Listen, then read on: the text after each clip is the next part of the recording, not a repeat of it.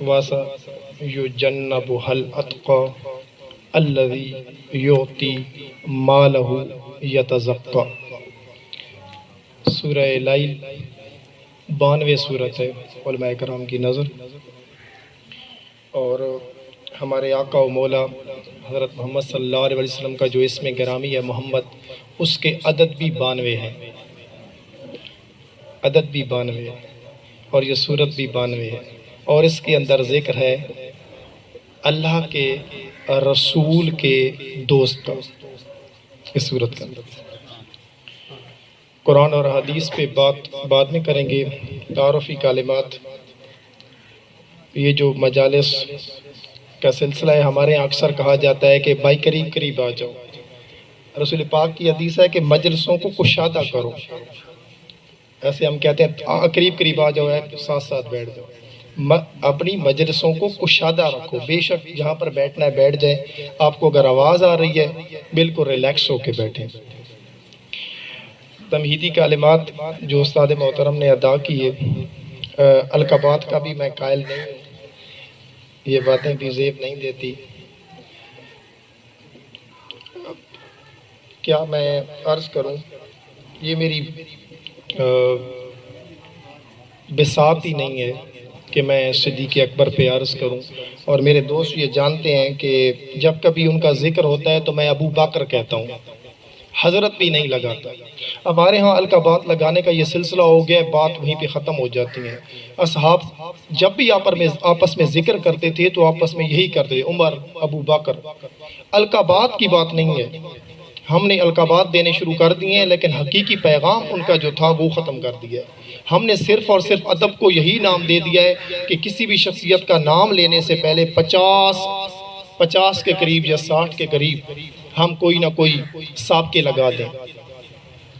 بہت بڑی ہستیاں ہیں، لیکن ان کا پیغام سیکھنے والے سمجھنے والے ہمارے ہاں مفقود ہو گئے، ختم ہو گئے، جس کی وجہ سے آج یہ ہمارے جھگڑے چل رہے ہیں۔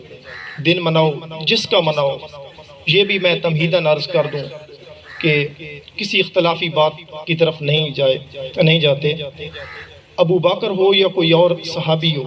جب ہمارا عقیدہ یہ ہے کہ ہمارے غوث جو اپنے دور کے ہوتے ہیں وہ بھی اصحاب کے جو 10 درجے ہیں ان میں سے جو آخری درجے کے صحابی ہیں، ان کے گھوڑے کی سم کے ساتھ لگی ہوئی خاک کے برابر نہیں ہے، تو چہ جائے کہ کس کا ذکر کیا جائے، کس کا ذکر کیا جائے اور کس پیرائے میں کیا جائے۔ تو ابو بکر تو درجہ اولا میں سے ہے، یعنی پہلے درجے کے۔ یہ کوئی لیکچر نہیں ہے جس طرح کے لیکچر ہوتے ہیں، یہ باتیں ہیں، نہ یہ واعظ ہے، واعظانہ گفتگو ہوگی، نہ یہ معلمانہ گفتگو ہوگی، نہ یہ عالمانہ گفتگو ہوگی، یہ ناصحانہ گفتگو ہوگی۔ یعنی میرے جو بچے بیٹھے ہیں، میرے جو اسٹوڈنٹس بیٹھے ہیں، یہ اکثر و بیشتر سارے مجھے سن چکے۔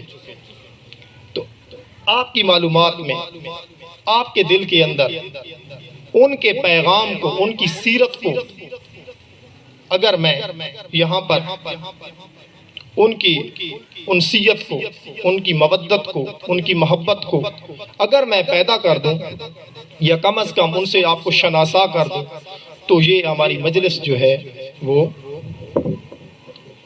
یقیناً کامیاب اور کامران ہو۔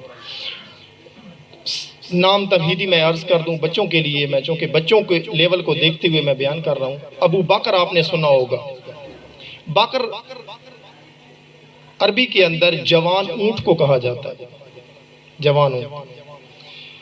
ابو بکر کنیت کے حوالے سے 2-3 روایات ہیں۔ ایک روایت یہ ملتی ہے کہ حضرت ابو بکر، جن کا اسلام قبول کرنے سے پہلے نام عبد القعبہ تھا، اور جب اسلام قبول کیا تو ان کا نام عبداللہ رکھا گیا۔ وہ اونٹوں کے ماہر تھے، یعنی اونٹوں کی نسلیں، ان کے خصائص وغیرہ ساری چیزوں کے ماہر تھے، تو لوگ ان کو ابو بکر کہتے تھے، یعنی یہ اونٹوں کا باپ ہے۔ اور باپ اس معنوں میں ہمارے ہاں لیا جاتا ہے کہ یہ اونٹوں کا باپ ہے، اور ابو ہریرہ بلیوں کا باپ ہے، ایسی بات بھی نہیں ہے۔ ابو کا لفظ عربی کے اندر، اور جب کسی کے ساتھ کوئی لگ جائے تو اس کا مطلب والا بھی ہوتا ہے، نسبت بھی ہوتی ہے، یعنی ابو ہریرہ کا مطلب یہ بھی ہوگا بلیوں والا۔ ابو تراب مٹی والا باپ تو نہیں ہے نا، اس معنی میں نہیں ہے. تو ابو بکر کی جو کنیت تھی وہ اس وجہ سے ہوئی کہ وہ اونٹوں کے جو خصائص ہیں، خصلتیں ہیں، نسلیں ہیں، ان کے جو ساری کریکٹرسٹکس ہر چیز سے واقف تھے، تو ان کا نام ابو بکر پڑ گیا. یہ میں بچوں کے لیے حاصل. پھر آ جاتے ہیں ان کے نام عتیق کی طرف. وہ بھی ان کا جو نام لقب پڑا عتیق، وہ اس وجہ سے پڑا کہ رسول اللہ صلی اللہ علیہ وسلم نے فرمایا کہ اگر کسی نے جہنم کی آگ یا آگ سے آزاد اور محفوظ بندے کو دیکھنا ہے تو یہ ہے ابو بکر.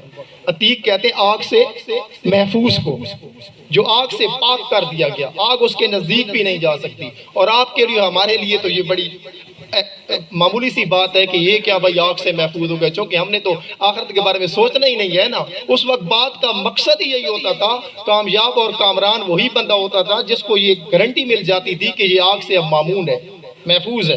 تو رسول اللہ نے ان کو فرما دیا کہ یہ جو میرا بندہ ہے نا، ھذا عتیق اللہ من النار، یہ آگ سے آزاد ہو گیا، پاک ہو گیا، محفوظ ہو گیا، مامون ہو گیا.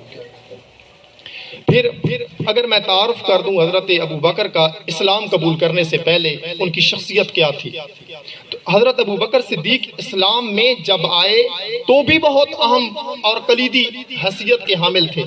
اور اسلام قبول کرنے سے پہلے بھی ابو بکر صدیق رضی اللہ تعالیٰ عنہ علم الانصاب میں ماہر سمجھے جاتے تھے. نسب نامے جو تھے عربوں کے سارے وہ جانتے تھے، اور سارے لوگ گرد و نواح کے اور اپنے جو ان کا قبیلہ تھا ان کے وہ سردار اور کلیدی بندے سمجھے جاتے تھے. یہ بات نہیں ہے. اور اسی بات کی طرف اشارہ کرتے ہوئے محمد حسین ہیکل نے لکھا ہے، جو بہت بڑا مصری مورخ ہے، اس نے ایک کمال کی بات لکھی ہے. اس نے کہا ہے کہ رسول اللہ صلی اللہ علیہ وسلم کی سیرت پر جتنی بھی کتابیں لکھی گئی ہیں یورپ کے اندر، مستشرقین نے جو لکھی ہیں، اورینٹلسٹ نے جو لکھی ہیں، ان کے اندر تعصب پایا جاتا ہے. اس وجہ سے پایا جاتا ہے کہ وہ عرب کو سمجھتے تھے کہ یہ جو عرب اور ان کے جو کلیدی جو اہم جو شہر تھا وہ مکہ تھا. اس مکہ کے اندر ٹوٹل 40 بندے پڑھنا لکھنا جانتے تھے. جب رسول اللہ صلی اللہ علیہ وسلم نے دین کی تبلیغ شروع کی تو اس وقت کتنے بندے جانتے تھے پڑھنا لکھنا؟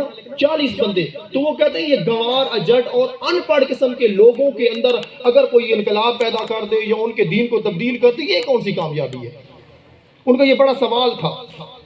تو ان کے چند مورخین جب یعنی کہ تعصب سے ہٹ کے یا ریسرچ کے دائرے کو پھیلا کے، ریسرچرز کو پتہ ہوتا ہے کہ ریسرچ کہاں پہ اور کس لیول پہ جا کے کرنی ہے، تو انہوں نے دائرے کو جب وسیع کیا، یہ میں بڑے کام کی بات آپ کو بتا رہا ہوں، دائرے کو وسیع کیا تو انہوں نے ڈھونڈے بندے کہ آیا اس ہستی نے، محمد رسول اللہ نے، جن لوگوں کے اندر ان کے پورے یعنی کہ اب نسل چل رہی ہے ہزاروں سال پہ محیط ان کی، تو ان کا یہ اپنا کلچر ہے، اپنی تہذیب ہے، اپنی ثقافت ہے، اپنا دین ہے، بت پرستی پرتی وغیرہ وغیرہ سارے، ان کو تبدیل کیا تو کیا کمال کر دیا.